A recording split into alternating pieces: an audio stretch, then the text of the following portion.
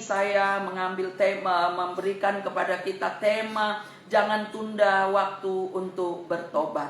Saudara, pertobatan ini sangat penting bagi siapa saja. Meskipun kita sudah melayani Tuhan, tapi pertobatan ini penting supaya kita tetap hidup berhati-hati, hidup betul sungguh-sungguh dengan Tuhan. Yoel pasal 2, saudara, Yoel pasal 2 ayat 12 dan 13. Demikian firman Tuhan, tetapi sekarang juga demikianlah firman Tuhan, berbaliklah kepadaku dengan segenap hatimu, dengan berpuasa, dengan menangis, dan dengan mengadu.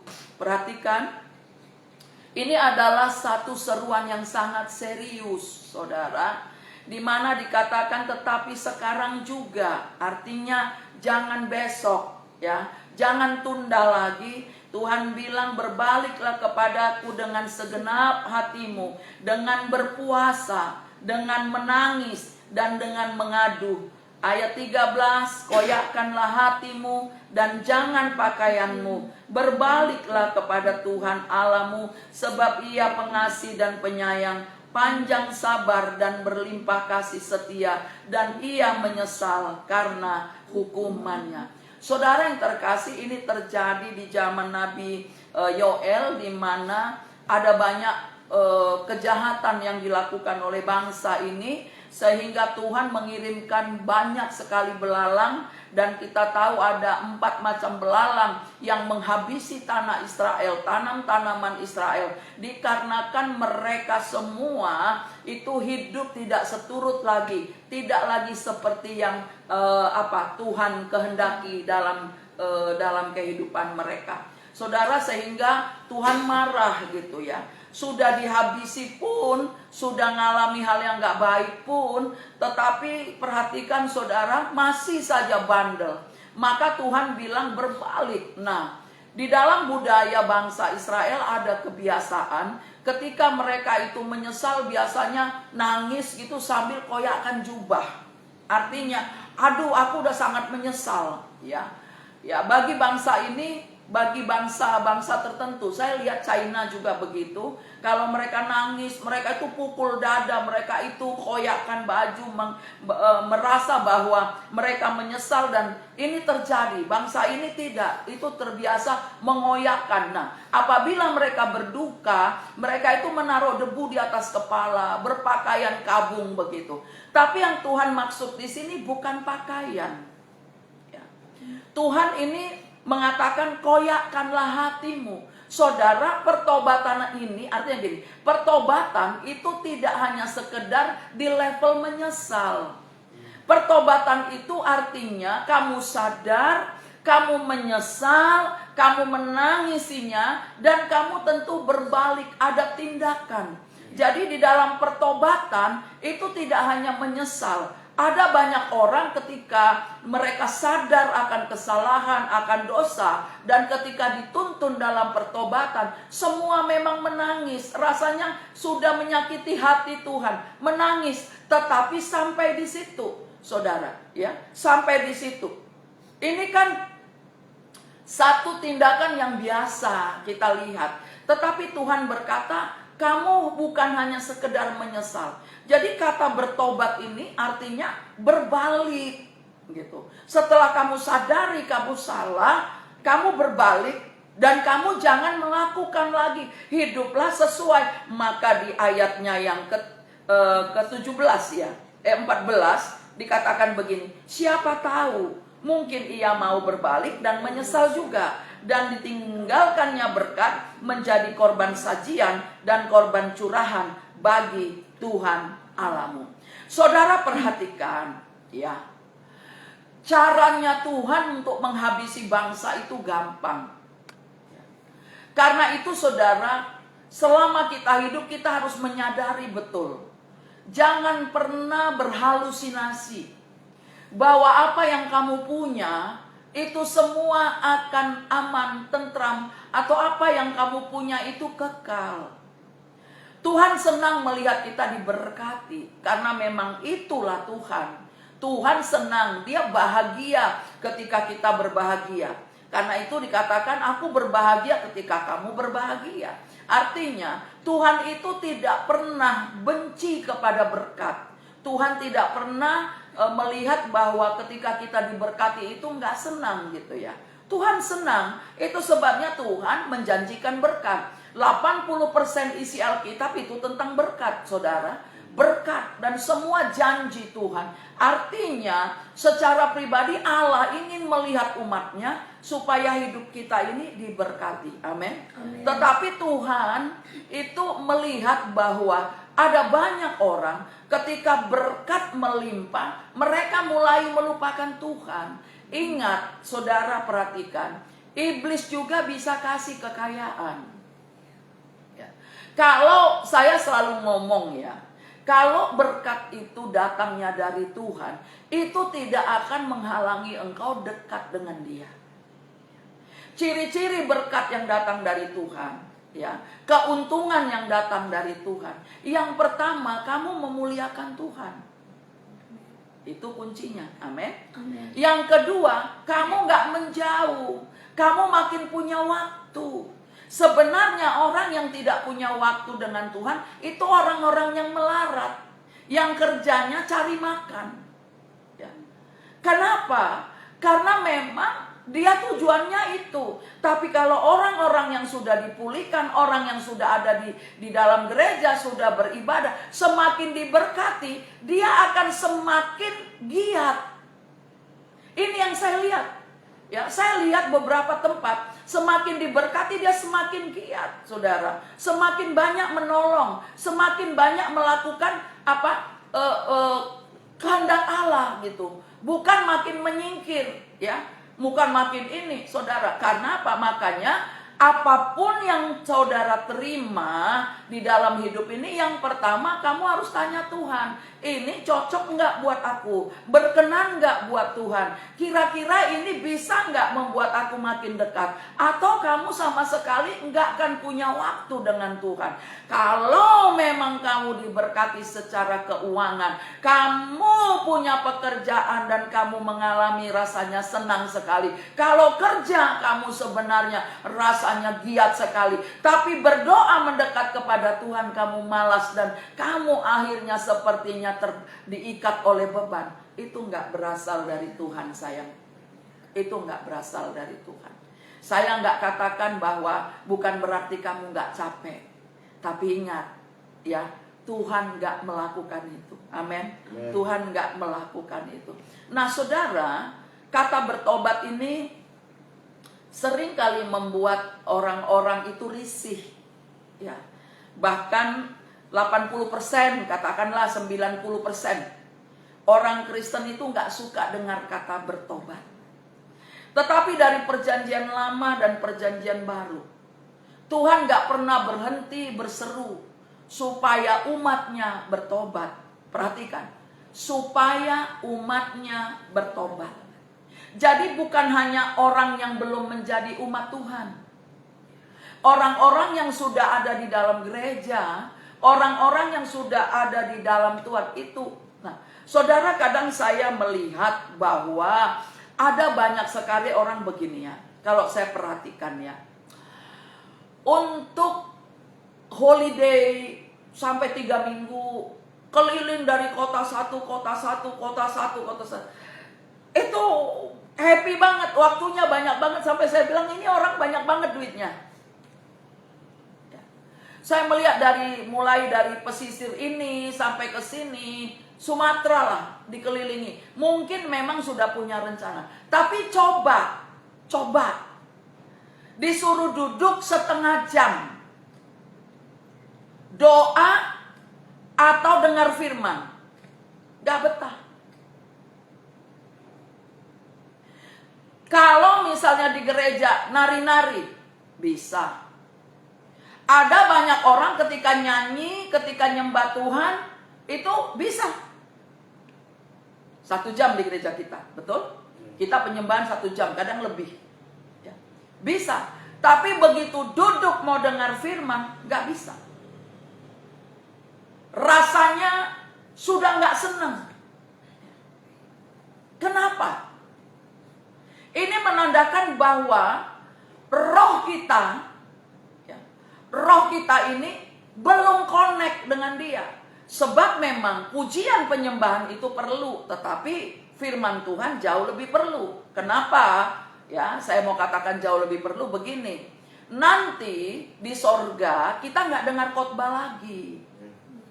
Di sorga itu pujian penyembah selamalah, tidak ada lagi waktu. Jadi nggak ada khotbah di sana. Jadi disinilah kita dididik, disinilah kita dimuridkan. Apalagi kalau firman-Nya berbicara tentang namanya pertobatan, ini rasanya kok nggak rela begitu. Sedangkan Tuhan ini berbicara kepada umat-Nya, tidak berbicara kepada orang lain, apalagi yang belum umat Tuhan. Saudara perhatikan, bahkan Yohanes sendiri di Matius pasal 3 jelas berkata, ya kan, jangan karena kamu anggap kamu keturunan Abraham, ya, dikatakan kamu tidak perlu bertobat. Sebab katanya Tuhan dapat menjadikan batu-batu menjadi anak-anak Tuhan, menjadi keturunan Abraham. Artinya saudara harus punya waktu untuk bersama Tuhan.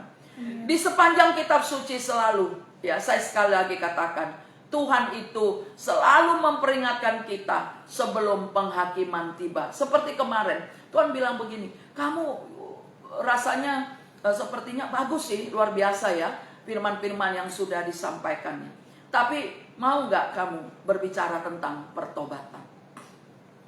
Karena isi daripada Injil adalah pertobatan. Tuhan kita mengingatkan bahwa begini, kenapa harus pertobatan? Kamu lihatlah katanya, banyak sekali orang yang mati, betul?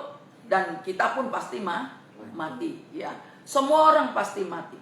Tuhan ingatkan bahwa ketika di alam maut itu tidak ada lagi kesempatan. Yang ada hanya ratap tangis dan kertak gigi. Tidak ada damai. Ya, saat ini banyak sekali bencana alam. Ya, teman saya bolak-balik telepon, ternyata katanya kemarin itu di Aceh tepat jam 12 itu di Lok Sumawe itu ada gempa. Memang nggak terlalu kuat, tapi di kota Medan terasa sekali di beberapa tempat. Saudara, ada banyak yang diterjang badai, ya kan? Perang di mana-mana sekarang sedang terjadi, dan kehancuran sedang terjadi seperti yang difirmankan tadi di dalam kitab Yoel pasal 2.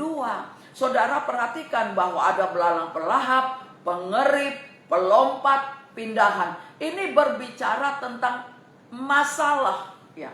Ini berbicara tentang bencana, keadaan yang tidak menyenangkan. Artinya kapan saja, di mana saja ini bisa terjadi. Tetapi umat Tuhan yang siap bukan berarti mau menantang, tapi mereka bisa tahu kehendak dan rencana Tuhan. Katakan amin.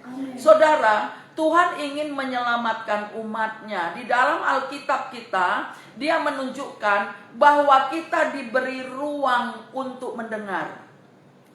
Nah, saudara, Tuhan selalu menginginkan kita mendengar. Kemudian kita juga diberi ruang untuk berpikir dan memilih. Ada 3. 1, mendengar, berpikir, dan memilih. Ini Tuhan beri. Sebagai manusia kita punya kesempatan. Saudara, kita punya kehidupan di mana Tuhan memberikan kepada kita pilihan. Ada ruang yang ditentukan Tuhan, ada ruang yang diberikan Tuhan kepada kita. Yang pertama untuk mendengarkan.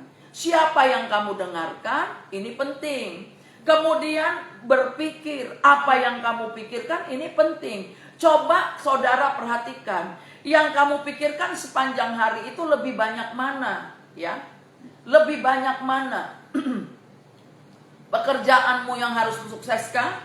Atau anakkah? Atau uangkah? Atau Tuhan? Ya. Jadi kita diberi ruang ini, itu hikmat. Dan kemudian kita diberi untuk memilih, ya. Ada kesempatan untuk memilih. 3 hal, saudara. Saudara mau pilih mana? Ya kan? Jadi karena itu janganlah menunda, karena penundaan akan membawa konsekuensi. Keputusan itu penting. Penundaan dalam pertobatan itu akan membawa konsekuensi. Seringkali orang bilang, nggak apa-apa lah minggu depan, nggak apa-apa besok masih ada waktu. Nggak mungkin Tuhan datang secepat itu. Memang kedatangan Tuhan kita nggak tahu, tapi kematian saudara harus pikirkan. Ya, coba lihat. Sebentar-sebentar kematian, sebentar-sebentar kematian. Makin banyak rumah sakit, makin banyak dokter, makin banyak penyakit. Ya kan? Sekarang coba pikir, ya, coba lihat. Yang tadinya nggak pernah ada penyakit itu, sekarang ada. Ya kan? Ya kan? Dulu cuma ada 2 penyakit, fisik dan jiwa. Sekarang sakit jiwa pun udah ada tingkatannya. Ya kan? Udah ada tingkatannya. Ada schizofrenia, ada apa, ya, ada yang sekarang kalau kleptomania itu kan mencuri, itu penyakit juga sih, ya, itu jelas ya. Ada banyak sekali, makin banyak ilmu kedokteran makin hebat, ya penyakit juga makin banyak, karena untuk itu kan, ya kan. Coba kalau cancer kan ada stadiumnya, gitu. Ya semua gitu. Kalau dulu sakit ya sakit lah, ya kan. Kita pokoknya tahu gitu. Tapi ini kita harus tahu betul. Nah, karena itu saudara, Alkitab menginginkan kita, ya, dan Dia memberikan ruang untuk kita mendengar, berpikir, dan memilih. Saudara, satu hal yang perlu kita bertobat ini. Sekarang cepat sekali apa yang kau tabur kau tuai.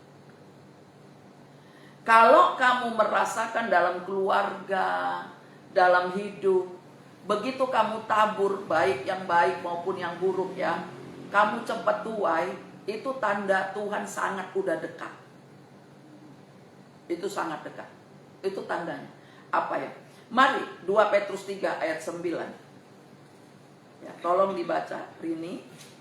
2 Petrus 3 ayat 9. 2 Petrus 3 ayat 9 demikian firman Tuhan. Ya. Tuhan tidak lalai menepati janjinya. Sekalipun ada orang yang menganggapnya sebagai kelalaian, tetapi Ia sabar terhadap kamu, karena Ia menghendaki supaya jangan ada yang binasa, melainkan supaya semua orang berbalik dan bertobat. Tuhan tidak lalai menepati janjinya. Kalau Dia berkata, aku datang segera, Dia pasti datang. Dia tidak lalai menepati janjinya sekalipun ada orang yang menganggapnya sebagai kelalaian. Tuhan tidak sedang mengulur-ngulur waktu, karena janji Tuhan tepat, ya dan amin.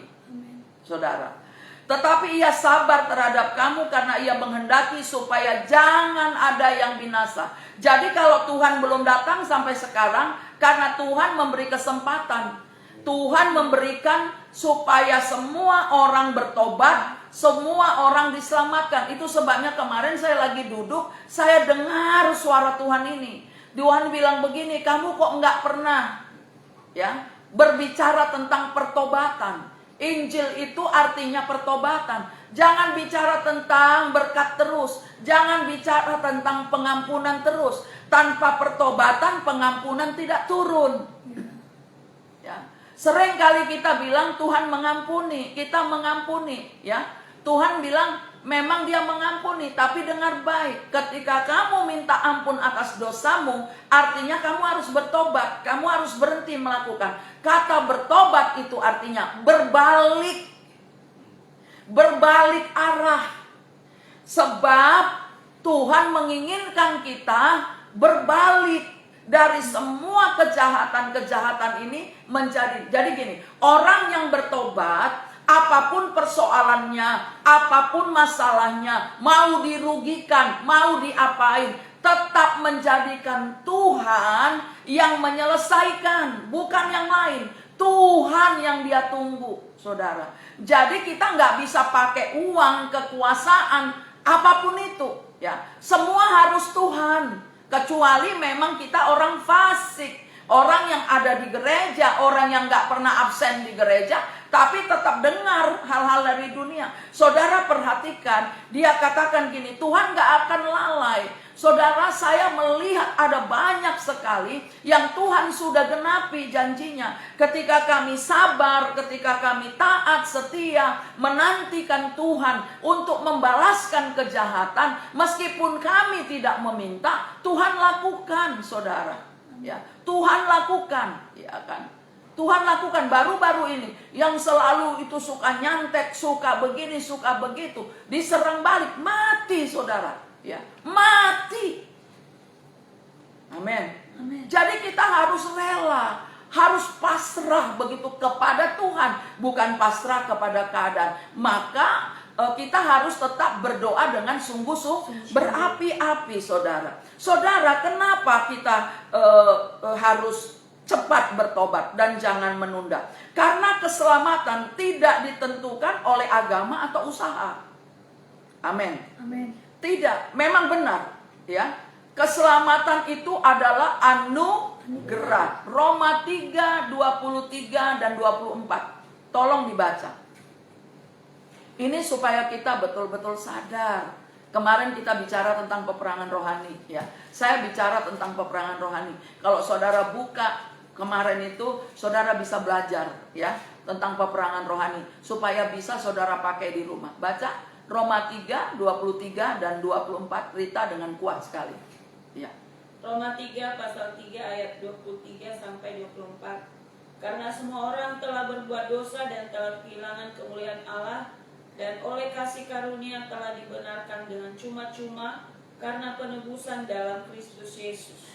Oleh kasih karunia kita diselamatkan dengan cuma-cuma. Artinya begini, kalau kita mau bertobat dan menerima ajakan untuk bertobat, maka kita mendapat kasih karunia. Artinya gini, kasih karunia itu artinya bahwa yang tadinya kita harus dihukum, tidak lagi dihukum. Di situ dibebaskan, diampuni. Perhatikan, tetapi kita tidak harus jatuh lagi atau berbuat dosa lagi kepada dosa-dosa yang lama. Kita sudah tidak lagi hidup di sana, sudah tidak menghidupi lagi. Perlahan-lahan kamu hidup di dalam kebenaran. Itulah sebabnya firman Tuhan penting didengar. Kita tadi disuruh ada 3 hal, kita diberi ruang untuk mendengarkan. Kemudian kita disuruh berpikir dan memilih. Ketika kamu berpikir bahwa firman Tuhan yang disampaikan itu untuk kamu, untuk saudara, maka saudara memilih, mengambil keputusan, yes, hari ini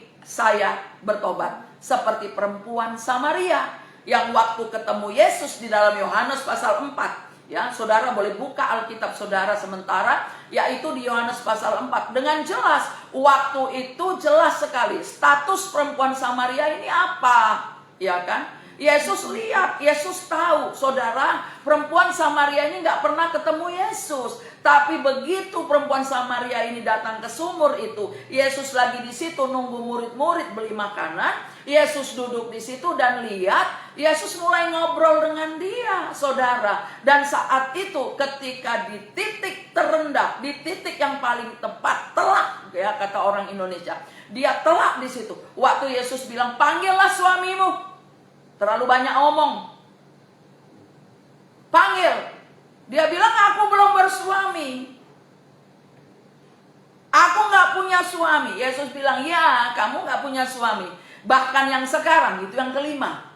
Bayangin, perempuan punya suami 5. Artinya yang tinggal bersama-sama dengan dia tanpa pernikahan yang sah sudah 5 orang. Saudara, jadi aku tahu dia kaget.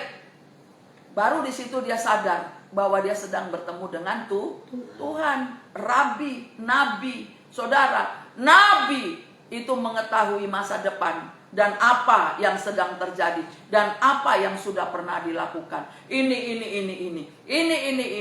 Tuhan Yesus di situ bertindak sebagai imam, sebagai raja, sebagai nabi. Dia mengatakan sesuatu kepada perempuan itu. Dan akhirnya apa, saudara? Perempuan itu mulai mendengarkan. Saudara tidak akan pernah bisa berpikir tanpa mendengar. Saudara diberi ruang. Kita diberi ruang tadi 3 apa? berpikir, mendengar, memilih. Saudara, di situ dia mendengar.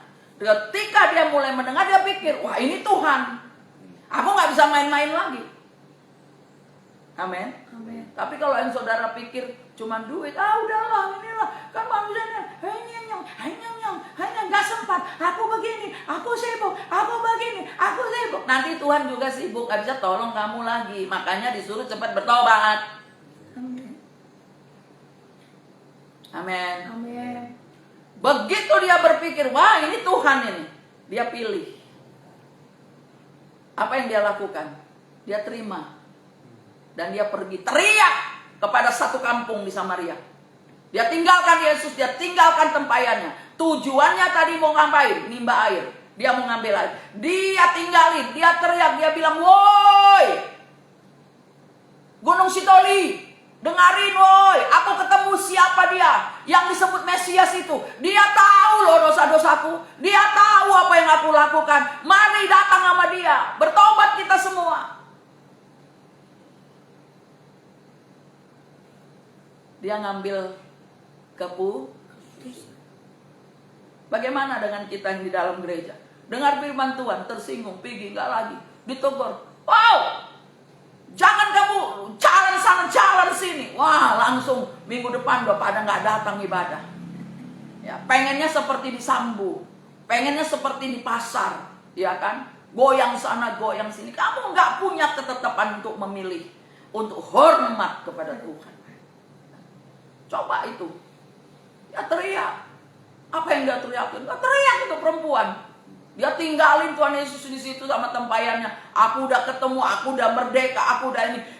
Aku tahu, senangnya. Saudara, ciri-ciri orang yang sudah bertobat, dia selalu sukacita di rumah Tuhan. Amin. Amin. Amin. Amin. Datang doa sukacita. Ini enggak, ada banyak kali orang kayak kura-kura datang, duduk, lemas gitu, kayak baru dipukulin. Ya. Ciri orang yang udah dalam Tuhan, rohnya sukacita, meskipun dalam keadaan sakit, kurang sehat seperti saya, sukacita. Amin. Amin. Oh, dia teriak, dia bilang, kalian tahu gak, aku ketemu yang namanya Mesias. Wow, orang Samaria itu. Saudara, keselamatan tidak ditentukan oleh agama atau usaha, tapi kasih karunia. Roma 3 ayat 24 itu tadi. Ya kan? Oleh kasih karunia kamu diselamatkan. Tuhan memberi kita kasih karunia, tapi kita harus memilih. Seperti perempuan Samaria ini, ya kan? Oleh karena itu, ya, kepada seluruh bangsa Yesus lahir. Tadinya Yesus datang untuk bangsanya sendiri. Dia pikir bangsanya bisa terima. Tetapi Allah Bapa punya rencana. Semua bangsa-bangsa harus menerima keselamatan. Saudara, mulai dari kelahirannya sampai kematiannya dan kebangkitannya, itu tujuannya adalah supaya kita menerima keselamatan. Tepuk tangan dulu untuk Tuhan kita. Kamu yang di rumah-rumah, tap-tap lah. Ya, tandanya kamu tepuk tangan. Tandanya kamu serius. Bukan cuma HP-mu yang kamu pajang, tapi kamu ada di depan HP-mu. Kamu dengarkan firman Tuhan. Maka kamu sakit, kamu sembuh. Amin. Amin, saudara. Amin. 1 Korintus 15 ayat 1 sampai 4. Dan sekarang saudara-saudara, aku mau mengingatkan kamu kepada Injil yang aku beritakan kepadamu dan yang kamu terima dan yang di dalamnya kamu teguh berdiri. Perhatikan, Rasul Paulus setelah bertobat, dia tidak pernah berhenti menginjil. Kalau dulu namanya bukan menginjil, mengajarkan kesesatan. Tapi setelah bertobat, perhatikan apa yang dia lakukan. Dia berkata kepada jemaat di Korintus, aku mau mengingatkan kamu kepada Injil yang aku beritakan kepadamu dan yang kamu terima dan yang di dalamnya kamu teguh berdiri. Saudara, Injil yang kamu terima yaitu kebenaran. Siapa itu kebenaran? Yesus. Kamu harus teguh Nah, ayat 2. Oleh Injil itu kamu Jadi berita Injil adalah pertobatan dan asal kamu teguh berpegang padanya, seperti yang telah kuberitakan kepadamu, kecuali kalau kamu telah sia-sia saja menjadi percaya. Ada banyak orang Kristen sia-sia jadi orang percaya. Perhatikan orang Kristen yang baik dan benar. Perhatikan baik-baik perkataan saya. Baik Anda yang ada di sini, dengar baik. Bahwa bukan apa yang kamu katakan. Saya ketemu saudara, itu banyak kali omongannya tentang firman. Kamu harus mengasihi kamu, tapi membungakan uang. Apakah membungakan uang 20% mengasihi? Tapi firman keluar terus. Wah, ini kamu harus begini. Kenapa? Itu tipuan setan. Supaya orang menganggap dia rohani. Nggak perlu orang anggap kamu rohani, tapi Tuhan bawa kamu ke neraka. Kamu perlu bukan apa yang kamu katakan. Amin. Ada orang bilang gini kan, dia lagi jalan-jalan, terus dia lagi posting terus semua, terus dia bilang ini, semua untuk kemuliaan Tuhan. Untungnya apa buat Tuhan kamu jalan-jalan? Ya. Tapi kalau kamu dianiaya karena Injil, kamu menderita, kamu difitnah, itu untuk kemuliaan, kamu bertahan untuk kemuliaan.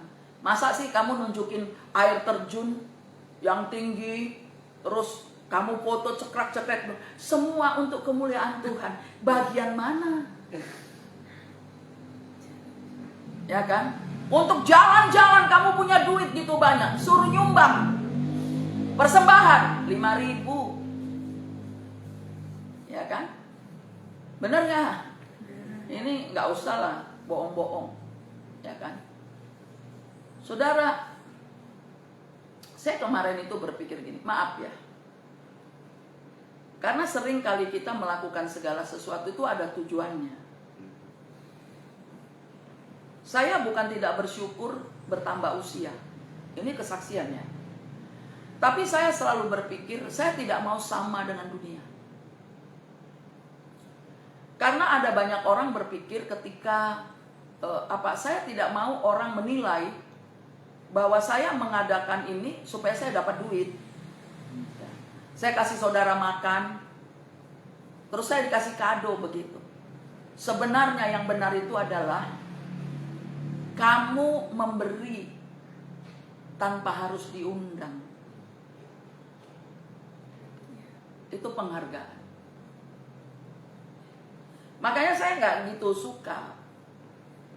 Seandainya saya punya uang pun, saya udah ke Medan atau ke Kuala Lumpur lah, berdoa di sana gitu untuk bersyukur gitu. Ya. Bukan berarti saya menolak saudara ya, bukan ya. Sekali lagi saya tidak. Saya sayang sama kalian. Bahkan di satu sisi saya berkata bahwa saya masih disayang. Ya. Masih diperhatikan begitu. Ya. Saya bersyukur dibanding dengan ada banyak ya, maaf sebagai ibu gembala bukan sombong ya. Saya kan termasuk orang yang keras ya, tapi masih banyak yang sayang gitu. Kalian masih sayang lah, masih berjuang untuk datang, untuk kumpul, untuk ini. Walaupun di satu sisi dari pihak saya loh, saya sebenarnya malu. Saya jujur. Saya punya pikiran gini, kalau kamu memang mau beri ngapain mesti kali harus gitu caranya. Itu dia dari pihak saya. Tapi whatever lah, yang jelas saya dikasih. Amin. Saya disayang gitu kan. Dan yang jelas di sini Rini ingkar janji kan begitu. Tadinya kan kami berjanji berempat aja, sudahlah. Udah, nanti kita post udah ya, cukup gitu kan. Karena saya tahu kita ini punya kekuatan terbatas. Ya. Tetapi ada yang datang bilang, "Ibu harus, kami mau datang." Begitu. Oh, di sini saya nggak mau berpikir negatif. Saya berpikir bahwa ternyata saya ada di hati kalian, kan begitu. Nah, ini adalah ruang berpikir. Ya, amin ya. Amin. Walaupun nggak semua orang saya ada di hatinya, kan begitu. Nggak GR kali lah aku kan. Yesus saja nggak selalu ada di hati orang kan, apalagi lah cuman seorang Juliana. Tapi saya melihat kasih sayang kalian yang datang ini merupakan satu kasih sayang yang luar biasa. Mungkin ada yang ikut andil kan, ikut kumpul duit kan, tapi kan nggak mau datang begitu, ya kan? Ya kan? Saya kan butuh duit, tapi ingat pemberianmu bukan segalanya. Ngerti ya? Ya. Betul nggak? Ini contoh. Makanya saya berkata begini, sebenarnya nggak usah malu nggak kasih apa-apa. Karena kehadiranmu itu penting. Ya kan? Di satu sisi. Saya percaya kok bahwa Tuhan sanggup memberkati siapapun. Nah, jadi karena itu kamu harus berdiri teguh. Saya teguh dengan prinsip, saudara. Nah, tapi nggak apa-apalah, ya. Siapa tahu nanti tahun depan lebih hebat lagi kan? Bisa dapatnya 1 miliar, bisa bikin lift, bisa bikin eskalator, bisa bikin ini untuk gereja segala macam gitu. Tapi jangan cari perhatian di situ. Ya. Saudara, biarlah itu untuk Tuhan. Ya kan? Untuk Tuhan. Nah, di ayat 2 ini tadi dibilang untuk Injil itu kamu diselamatkan oleh Injil. Jadi bukan untuk Injil, oleh. Jadi Alkitab itu kalau kamu baca menyelamatkan ayat 3. Sebab yang sangat penting telah kusampaikan kepadamu, yaitu apa yang telah kuterima sendiri ialah bahwa Kristus telah mati karena dosa-dosa kita dengan kitab suci. 4, bahwa ia telah dikuburkan dan bahwa ia telah dibangkitkan pada hari yang ketiga sesuai dengan kitab suci. Semua sesuai dengan kitab suci. Saudara perhatikan, saya mau katakan kasihmu itu harus nyata kepada Tuhan. Dengan cara yang bagaimana? Dengan cara supaya kita ini. Sekarang kan kalau kita Rita bilang begini, kita sekarang kalau pengumuman gak ada yang dengar. Ya, sekarang ini kan departemen anak bilang, aduh kami butuh televisi maunya. Jadi anak-anak lebih ini belajar, gitu kan? Ya kan? Gak ada yang mau dengar. Kenapa? Bilang, saya udah pernah nyumbang. Ya kan? Ingat, pekerjaan Tuhan itu terus menerus, day by day. Nah sekarang Bapak, kalau doa Tuhan, supaya aku tidak dipermalukan, kirimkanlah Tuhan. Karena eskalator itu 60 juta. Belum listrik lagi kan? Berarti ada listrik tersendiri. Setidak-tidaknya berapa ribu gitu kan. Saya bilang, ini Tuhan kira-kira izinkan enggak gitu. Atau memang kami bagiannya tetap naik tangga. Saudara, sebenarnya kalau kita sama-sama mendengar, kalau setiap minggu atau setiap bulan ada orang yang menabur, 2 bulan aja selesai. Kamu tidak hitung-hitung. Nah, yang hitung-hitungan gini, aku udah pernah beri. Kau tahu berapa yang udah aku kasih itu? Udah cukup banyak. Saudara, nyawa kita ini adalah pemberian Tuhan ya. Saya bukan minta duit melalui live ini, tidak. Saya berbicara yang sesuai. Nah, saudara, kalau kita melihat di kitab Yoel, di pasalnya yang kedua, itu dikatakan di ayatnya yang ke-13, cara bertobat itu adalah mengoyakkan hati. Ya. Nabi Yesaya juga bilang kan, jangan koyakkan jubahmu, koyakkanlah hatimu. Ya. Nah, di ayat 14 siapa tahu gitu kan. Ini kan di dalam perjanjian lama. Tetapi firman Tuhan berkata, jikalau kamu mengaku dengan mulutmu dan percaya dalam hatimu, di Roma 9 ayat 10 atau 10 ayat 9, ya enggak? Coba lihat Roma 10 ayat 9 atau Roma 9 ayat 10. Jika kamu mengaku dengan mulutmu dan percaya dalam hatimu Yesus adalah Tuhan, maka Dia menyelamatkan kamu, ya kan? Coba kamu baca itu. Kenapa kok itu penting? Roma 10 ayat 9. Ya, baca kuat lah biar Sebab kedengar. jika kamu Mengaku dengan mulutmu bahwa Yesus adalah bahwa Tuhan, Yesus adalah Tuhan, dan percaya dalam hatimu dan percaya dalam hatimu bahwa Allah telah membangkitkan dia dari antara orang bahwa mati, Allah telah membangkitkan dia dari antara orang mati, maka kamu akan diselamatkan. maka kamu akan diselamatkan. Firman Tuhan berkata, jika kamu mengaku dengan mulut, kalau kamu mengaku dengan mulut, ya, perkataanmu tentang Tuhan, Tuhan, soaya, ya, tapi kamu tidak percaya dalam hati. Percaya dalam hati itu tindakan. Amin. Amin. Tindakanmu sesuai, sejajar dengan mulutmu. Percaya. Jadi benar kamu percaya bahwa Yesus telah mati dan bangkit, maka kamu akan diselamatkan. Yang berikutnya firman Tuhan berkata begini, percayalah kepada Tuhan, maka kamu dan seisi rumahmu akan selamat. Jadi kita harus percaya. Kalau Yoel bilang siapa tahu mungkin ia mau berbalik dan menyesal. Ingat ya, dalam perjanjian lama ada hukum tabur tuai, mata ganti mata, gigi ganti gigi, saudara, ya kan? Tetapi penyesalan, dalam penyesalan siapa tahu. Jadi Tuhan memakai cara, dan di perjanjian baru Yesus sudah mati untuk semua orang berdosa. Amen. Katakan amin. Amen. Siapa yang percaya kepada dia akan diselamatkan. Mari lihat di Yohanes ya yang terakhir ya. Di Yohanes pasalnya yang ketiga. Pada waktu itu tampillah Yohanes Pembaptis di padang gurun Yudea dan memberitakan, bertobatlah sebab kerajaan sorga sudah dekat.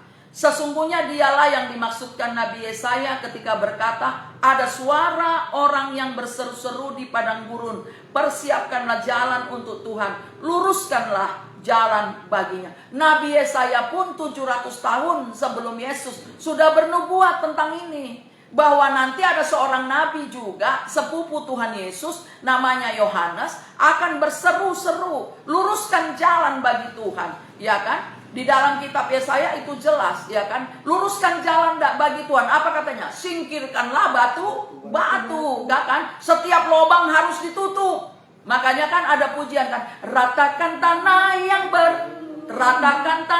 bergelombang, timbunlah jalan yang berlubang, menjadi siap dibangun di atas dasar iman. Ratakan tanah bergelombang, timbunlah tanah yang berlubang, menjadi siap dibangun di atas dasar. Berdasarkan ayat inilah, berdasarkan nubuat Nabi Yesaya lah pujian ini muncul. Jadi pujian itu dasarnya firman Tuhan. Bukan nyanyinya gini, setiap bunga akan bernyanyi ya. Memang iya, tapi jelas ya kan, ini nubuat ya kan. Yohanes itu berseru ya, tapi di sini dia lihat orang beragama itu keselnya minta ampun. Ayat 7, perhatikan firman Tuhan.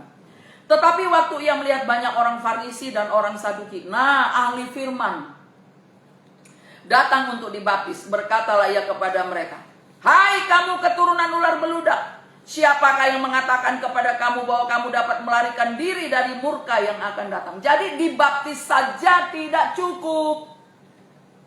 Bayangin, mereka datang untuk dibaptis, tapi dia bilang, hei kau keturunan ular beludak, siapakah yang mengatakan kepadamu bahwa kamu dapat melarikan diri dari murka yang akan datang? Perhatikan, dibaptis saja tidak cukup. Maka di ayat 8 dikatakan, jadi hasilkanlah buah sesuai dengan pertobatan. Makanya waktu saya mendidik anak-anak yang mau dibaptis supaya mereka bertobat, bukan secara massal mengucapkan 2 kalimat syahadat. Aku percaya kepada Allah Bapa, kepada Tuhan Yesus, kepada kematiannya, bla bla bla. Itu bukan sekedar diucapkan, tapi dikatakan menghasilkan buah pertobatan. Jadi ketika kita bertobat, ada buah yang dihasilkan.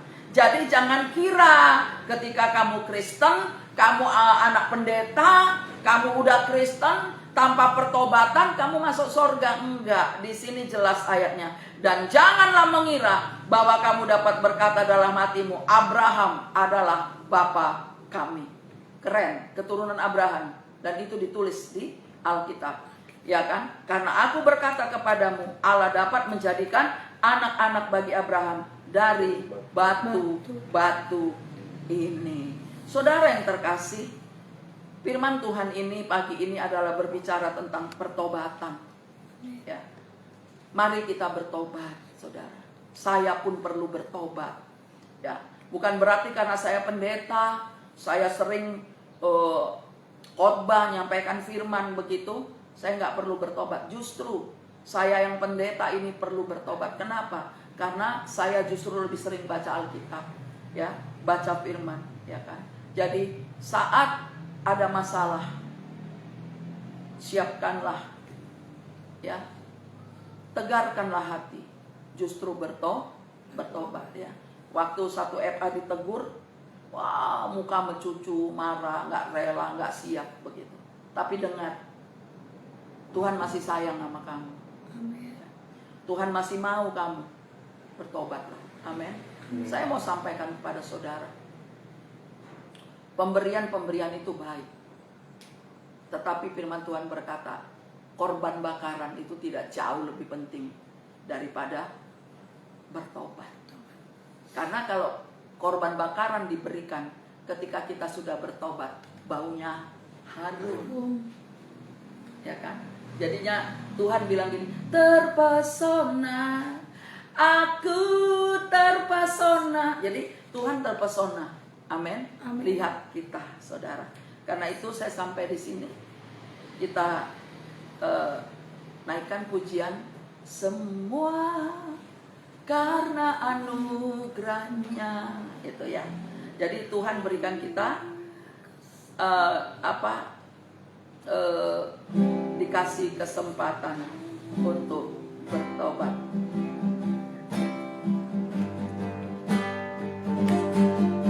Semua karena anugerahnya diberikan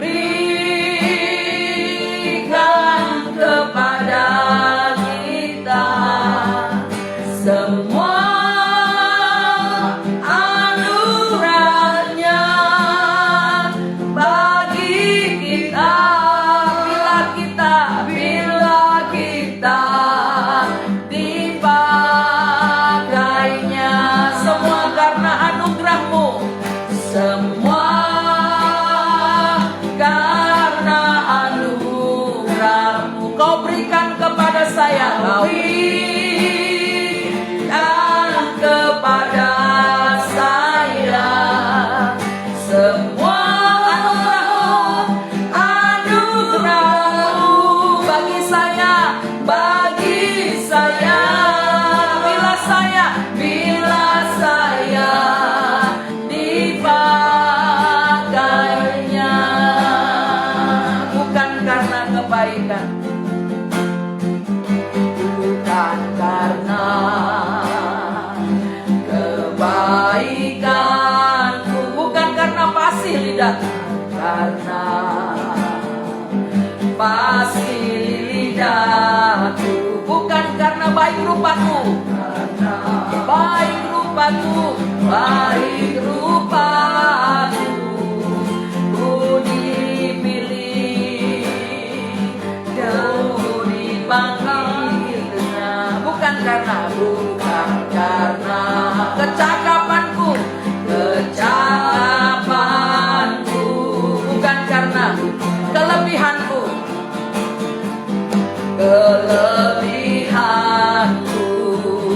bukan karena elok rupaku, ku dipanggil dan dipakainya.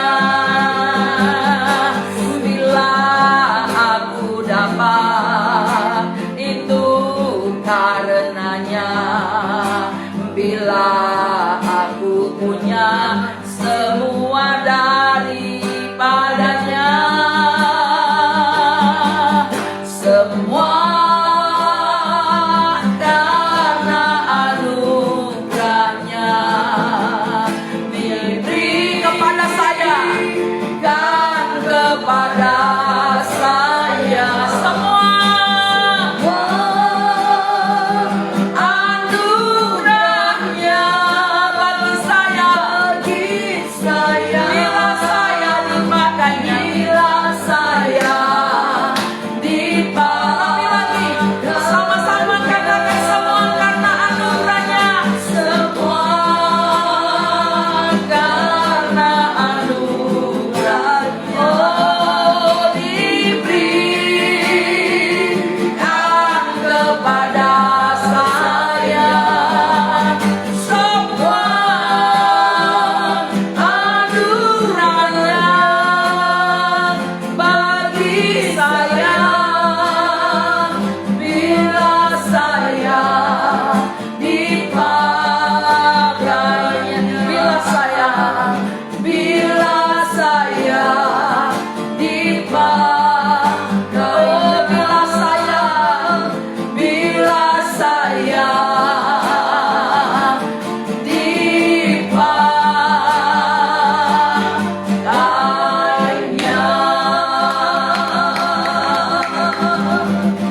Dengar baik pesan Tuhan ini. Setan itu tidak pernah benci agama. Setan senang dengan semua agama. Satu yang setan benci, darah Yesus. Karena darah Yesuslah maka kamu diselamatkan. Amin. Ambillah keputusan hari ini dan akuilah dosamu di hadapan Tuhan. Katakan kepada Dia bahwa engkau perlu bertobat. Saudara, mengaku dosa, bertobat atau mengakui Tuhan dalam hati kita bukan supaya kita diberkati, karena berkat Tuhan itu datang. Saudara, ada banyak orang berbuat dosa tetap menikmati kesenangan. Tapi hari ini ambil keputusan.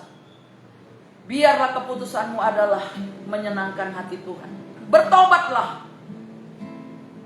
Jikalau kamu masih simpan sakit hati terus, masih simpan dendam terus, bertobatlah. Kalau kamu masih luka, bertobat.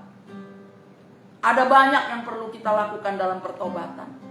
Bertobat itu tidak hanya untuk pezina, pencuri, tidak hanya untuk pembunuh, malas berdoa juga perlu bertobat. Kamu sulit mengampuni, juga perlu bertobat. Kamu masih serakah, perlu bertobat. Kamu takut, perlu bertobat. Karena nomor satu yang masuk neraka adalah orang yang penakut. Kamu mungkin ke gereja, tapi gak berhenti. Kamu mungkin suka sodomi. Kamu laki-laki yang suka melakukan dosa sejenis. Orang gak tahu, tapi Tuhan tahu. Bertobatlah. Ada banyak. Mungkin kamu mengambil keuntungan yang tidak benar, tidak pada dasarnya. Bertobatlah. Kita perlu bertobat. Mungkin suka gosip. Mungkin gampang dipengaruhi untuk berbuat yang gak baik. Bertobatlah. Kita perlu sama-sama bertobat. Hari ini saya beri kesempatan, Tuhan beri kesempatan kepada kita untuk bertobat. Mungkin kamu menganggap, udahlah pelayanan seadanya. Bertobatlah. Karena tidak ada yang main-main berkenan di hadapan Tuhan.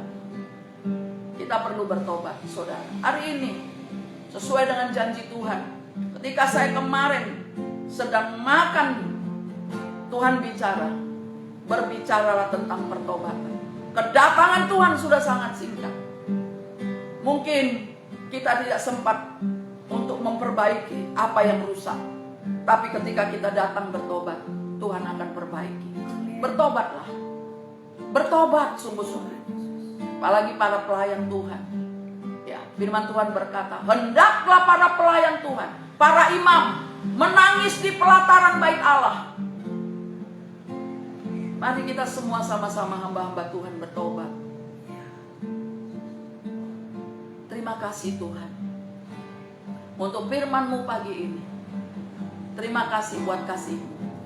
Terima kasih untuk anugerah. Tuhan tolong, kasihani. Berikan terobosan-terobosan. Supaya ada perubahan Tuhan. Karena kalau tidak ada perubahan, tetap di api neraka. Sayang sekali. Karena itu berikan perubahan, berikan kemampuan, ampuni dosa, ampuni kesalahan kami.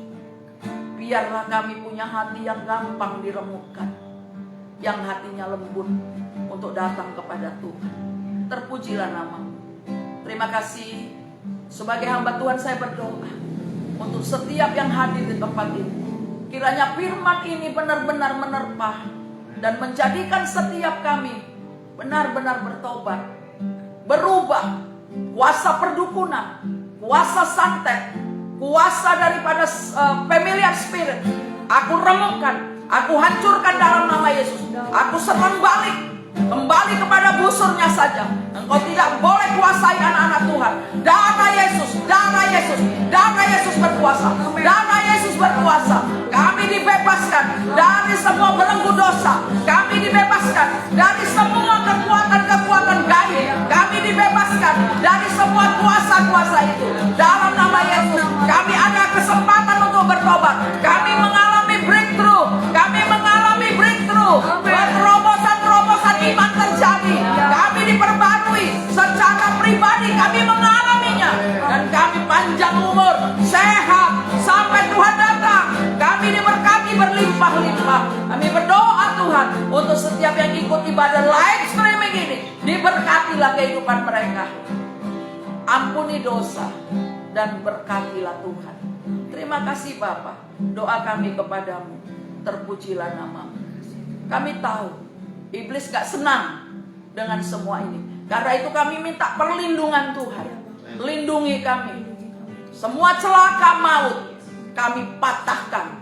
Oleh karena itu kami ada dalam perlindungan Tuhan. Kami mau katakan hari ini, kami diberkati, kami dilindungi, kami diselamatkan, tidak tersandung, tidak celaka. Kami mengalami hujan berkat yang berkelimpahan karena Allah di pihak kami. Berkat Tuhan yang menjadikan kaya, susah payah tidak menambahinya. Terima kasih Tuhan, terima kasih. Kami bersyukur. Sebentar kami mau mengakhiri pertemuan ini. Biarlah Tuhan Yesus memberkati kami semua. Angkatlah tanganmu, bawalah pulang segala berkat dari Allah Bapa, cinta kasih yang sempurna dari Tuhan kita Yesus Kristus, serta persekutuan yang manis dengan kuat kuasa Roh Kudus, memimpin, menolong kita semua mulai hari ini sampai Maranatha. Tuhan Yesus menjemput kita di awan-awan yang permai, bahkan sampai selama-lamanya. Tuhan memberkati saudara semua. Saudara tetap setia, tetap ikut doa, tetap taati firman Tuhan supaya diberkati. Shalom. Shalom.